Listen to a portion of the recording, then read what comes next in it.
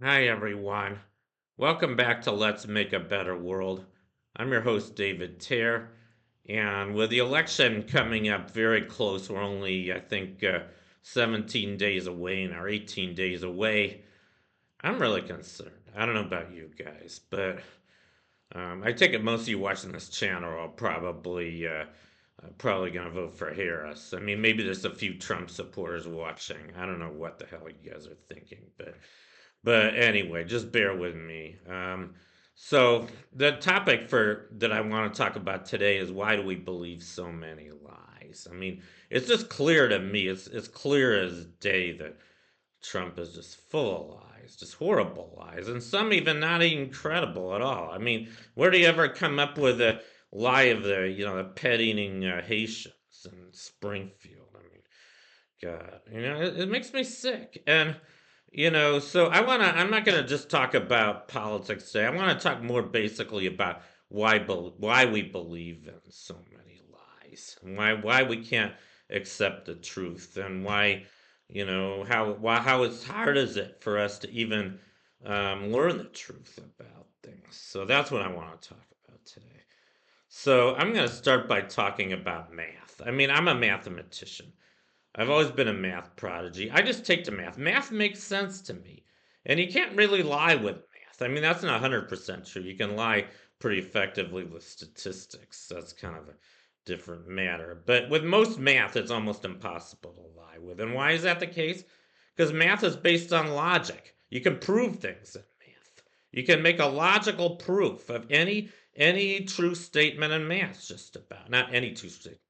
Kurt Gödel proved that there are unprovable statements in math, but basic statements. Like, I'm here, this picture shows Euclid's elements, and this is the basis for all of plane geometry. This was all of geometry that was known for about 2,000 years. Euclid wrote this in the 3rd century BC. It became kind of like almost like the Bible of geometry. I mean, but what's really remarkable to me about his Euclid's Elements, he started with 4 or 5 very simple axioms. Here's the five. I guess they're also known as Euclid's postulates. These are the 5 assumptions.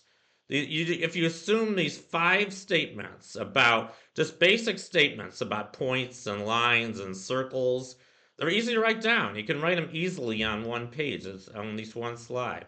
The fifth is the most controversial one. It's also the most complicated of them, the parallel postulate. It turns out we don't even need the parallel postulate. For a long time, it was debated whether or not we could prove it from the other 4, since it's so much more complicated. But it turns out that there are other geometries that Euclid didn't even consider where the parallel postulate is false. There's spherical geometry and hyperbolic geometry. I'm not going to get into those. But the point I'm trying to make here is that you just start with these 5 axioms, 5 assumptions, 5 simple assumptions. And you can even define these assumptions. You can call them axioms, and you can say that they define Euclidean geometry, and then you can prove whatever facts you want about points and circles and lines and all that other stuff. So that's what's so beautiful to me about math. You can prove everything in math. You're not just handed it to you. You're not just told, "Oh yeah, the circumference of a circle is pi, times the diameter. Pi is approximately 3.14." It's not like somebody just tells you that and you have to believe it. No, you can measure it yourself or you can prove it. So that's what's beautiful about math. You don't have to take things for granted in math. And as a matter of fact, you shouldn't. If you're a good mathematician, you should be able to prove every statement that you learn in math. And it doesn't have to apply to just geometry either. It applies to arithmetic. These are Peano's axioms.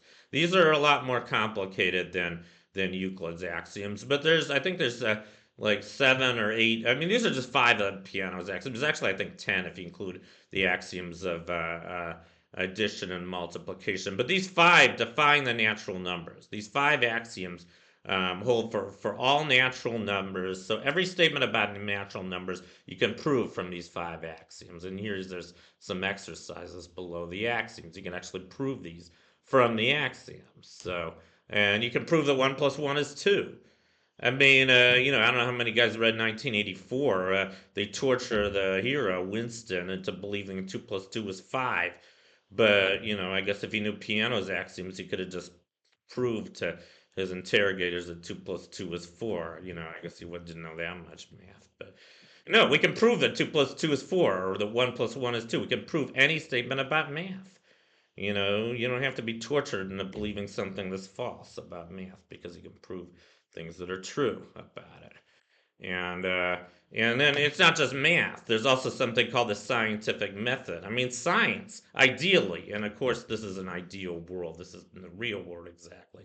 But there is something called the scientific method that was developed by Roger Bacon in the 16th, 17th, early 17th century. It's become the basis for science. So the way science works, modern science anyway, is you start with a hypothesis, an educated guess.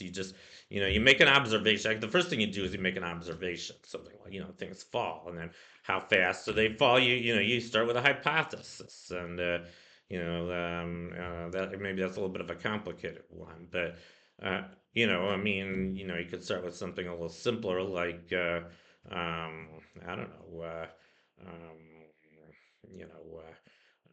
Light, red light bends less than violet light through a prism, and then you can do an experiment. You can actually have a prism. You can have a beam of light go through it. You can have it like Newton did, divide into different colors of the spectrum. You can see the violet bends more than red, so that verifies your hypothesis. Of course, you probably won't be clever enough to come up with a hypothesis like that unless you're Newton, but I think you get the idea. So that's how science progresses. Sometimes you come up with a guess that's wrong, but then you do an experiment. If your guess is wrong, then you should be able to perform an experiment that shows that it's wrong. You get a result that doesn't agree with your hypothesis, and then you go back to the drawing board and try again. That's how science works, and that's how it's progressed, and that's how we've learned so much about the world through science. But that's again testable, which is kind of like in math, provable. It's hard to lie with science. I mean, we've managed to do it. There is a lot of fake science. I mean, there's a lot of people still denying climate change, or there's a lot of people that deny Darwin's theory of evolution by natural selection, even though there's overwhelming evidence that it's true. So, but if you're a scientist who really knows all the facts and you've done all the research and you kind of know what's really going on, then hopefully you don't fall in these traps of being fooled by spin doctors or whatever. But anyway, so that's science, which I think is sort of close to math, or at least in an ideal world it should be. And now I want to talk about mainstream religion. I'm probably going to upset a lot of you guys here. I don't know how many guys are religious. I'm not. I mean, I'm spiritual, but I'm not religious. But at the same time, I have to have respect for those who are. So I'm not going to say that the Bible's shit, even though that's what I personally believe, or the Quran. I mean, I've never even read any of the Quran. I've been heard. I've told some other people have told me the Quran's even less credible than the Bible, and I wouldn't be surprised if that's the case. I mean, I guess what I'm criticizing here is more fundamentalism. I don't know how anybody in the right mind could be a fundamentalist. I mean, how can you believe in the literal truth of the Bible? There's tons of contradictions, logical contradictions with the Bible. You don't have to go very far to find them. I mean, it's fine if you think it's symbolic and it's just a bunch of stories, kind of like Aesop's fables from Greek mythology, and there's moral lessons to them. They help you become a better person. That's fine. I'm not knocking that. And if the Bible works for you, fine. I'm not going to criticize how you're living your life. If it helps you be a good person, then believe in the Bible or believe in the Quran or believe whatever you want. But don't try to impose your beliefs on anyone else, especially someone like me. So anyway, enough of that.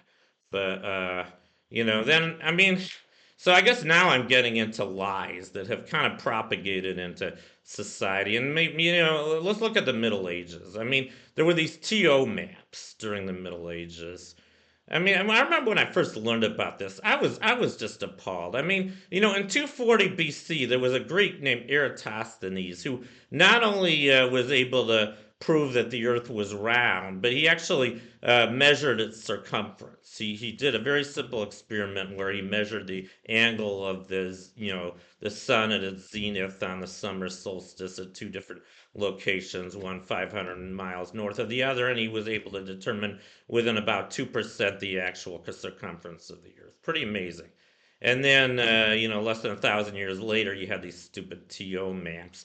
People were saying the Earth was flat. Of course, the church was promoting all this dogma, and they didn't even question it. They didn't even know what the Earth looked like. They thought it looked like this, which of course it doesn't. They weren't going out and exploring, and that came much later. Starting the Renaissance. But don't just think that this is just ancient superstition. I mean, it's with us today too. I don't know how many guys were around in the 60s, 70s. Astrology, I think it's still very popular today. But there's absolutely no scientific basis for astrology, okay?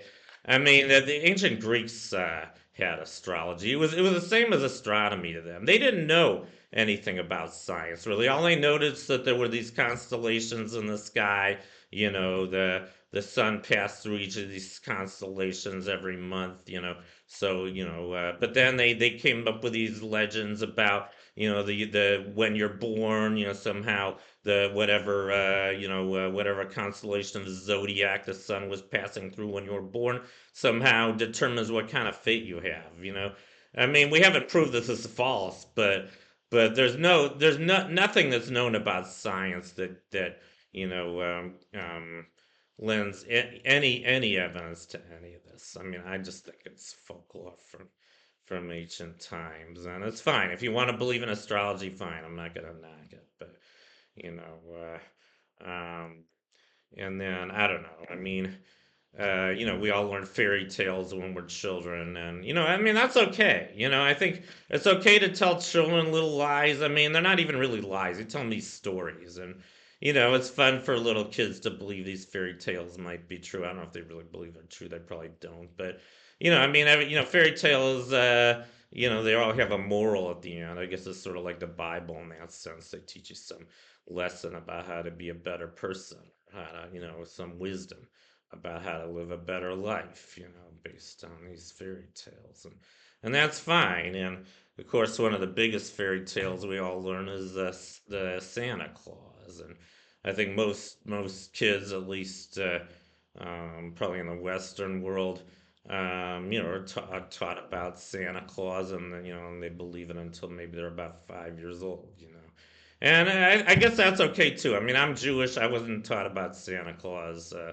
I never believed in him, obviously. But, I mean, I think it's okay to tell these stories to kids because it gives them something to hope for. And, later you tell them it's a fairy tale, and then they sort of mature and they learn, that, even though it's a fairy tale, even though it's not really true, it's a nice story, something nice to believe in, and it has a bigger message to it. So I guess you could kind of call that a little bit of a white lie. I don't understand white lies very well. I don't lie much. I'm probably too honest. I mean, I don't think I never really learned how to tell white lies. Maybe that's one reason why I never had very many relationships with women, because I know it's a good thing to tell people you're in love with white lies every now, like you're the most beautiful woman in the world. I've never actually said that to any of my girlfriends because I knew it wasn't true. But they like to hear things like that. So I guess I have to learn how to tell more white lies. But, I mean, I guess the only bad kind of lies are deception lies that are made to fool people, especially if you're trying to gain something from it. But I think those are the most prevalent kind of lies in our society. Now I'm going to get to adult lies. I mean, I'm appalled by this. I mean, now it seems like more and more people are believing in all these crazy conspiracy myths. I don't know how this got started. I guess there's a lot of misinformation on the web, and I know about the social, this the algorithm that a lot of the social media use, like Facebook. I mean, you can pretty much get any kind of misinformation you want geared towards you. That's what's going on right now. So we're kind of being fed a lot of these crazy conspiracy myths, and a lot of us believe them now. I don't. The only conspiracy I believe is I do believe that Kennedy's assassination was a conspiracy. I don't think it was just Lee Harvey Oswald. And I don't believe in the Warren Commission report. I don't know why they would keep it a secret for 75 years, but I don't want to get into that. I don't believe in any other conspiracies. Like, I don't believe that. I do believe we landed on the moon. I don't believe 9/11 was a conspiracy, and I don't believe any of these other conspiracies. And I think it's pretty appalling how many people do, you know. But anyway, it's just hearsay stuff, and it's pretty ludicrous to me that people believe this stuff just because they're told it by other people who believe it. And what else? How else are we brainwashed? Well, TV commercials. I mean, God, I mean, there's just so much. Uh, I mean, of course, it's all advertising. It's all companies trying to make profits selling you things, and you know, uh, but God, I mean, I remember when I was a kid. I remember I was probably about 5 or 6 years old when I started paying attention to TV commercials. This was back in the mid to late '60s, and I remember thinking to myself, why, I mean, when I was watching these commercials, I was thinking, God, they make everything sound like it's the greatest thing in the world. I mean, and it was, I guess I didn't really understand the concept of tooting your own horn, but I kind of thought that's what they were doing. I mean, I knew that these TV commercials were the people just trying to tell you to buy this shit, trying to pass it off as, your life will be just miraculously changed for the better if you buy their products. I was thinking, how do I know this? And why are they telling me all this shit, And I don't know. But, I mean, we're bombarded by TV commercials. I don't know how, I don't even watch TV anymore. I don't even have any TV stations on my TV. I just watch movies. Sometimes I have to watch commercials anyway, because if they're free movies, I have to pay for advertising too. But, I mean, we're brainwashed by ads all over the place. And so how do we avoid this trap of just believing all these lies? And I guess the main reason I'm concerned about all this right now is because, like, I mean, I have never seen a presidential candidate in my life who was so full of lies as Donald Trump. I mean, just about everything he sells is a lie. And it seems like his supporters believe almost everything he says. I mean, even one of my best friends, he's going to vote for Trump. He's a big Trump supporter. He even told me himself that he agreed with Trump that the Haitians were eating pets. I mean, come on. Jeez. And this guy's smart. I mean, he was my flight instructor. He knows a hell of a lot more about airplanes than I do, you know. But anyway, so what am I getting at here? Critical thinking. I mean, think for yourself. Don't just take things for granted. Think like a scientist, think like a skeptic. Ask yourself, how do I know this is true? Just not just because somebody told me it's true. You know, um, try to analyze things a little bit more, and you can get different opinions. Maybe not everybody agrees with what one person tells you. Try to get some other opinions. Try to do a little bit of research. Try to solve problems like math problems. I'm a mathematician. Try to think for yourself about what's going on. I think that's the best way to avoid this trap of just blindly having blind faith in everything you hear. And I'm gonna just finish with a couple bumper stickers I saw a long time ago. I saw this bumper sticker probably about 20 years ago. I thought it was hilarious. I think I saw this when W was president. Vote Republican. It's easier than thinking. So yeah, I think most of the people are gonna vote for Trump. They're not thinking at all. They've already devoted all their blind loyalty to him. They don't even care how crazy he gets. They're just determined to vote for him. And I hope that's not any of you. And another bumper sticker I really like. This is actually a much older one. I think this one got started in the '60s. Question authority. I love this one. Don't just accept things just because an authority figure. Don't even accept what I'm telling you. Think for yourself. Even Buddha. One reason I really like Buddha. Buddha wanted his supporters to be skeptical of his own teaching. He wanted them to think for themselves. That's very much in contrast with Western religion. Most Western religion, it's you can't question it. You're not even allowed to question it. No, I think we have to be able to question everything.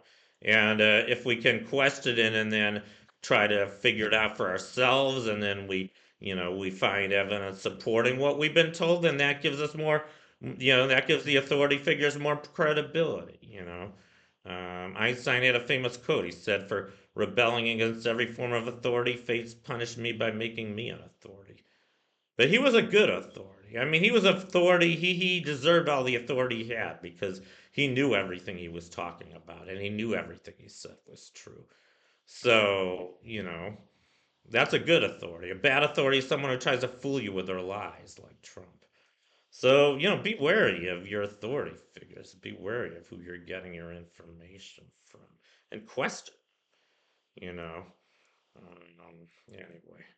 So I guess that concludes everything I want to say for today. So I guess I'll just thank you for watching. Let's make a better world, and like Aretha Franklin said, think. Anyway, we'll see you guys next time.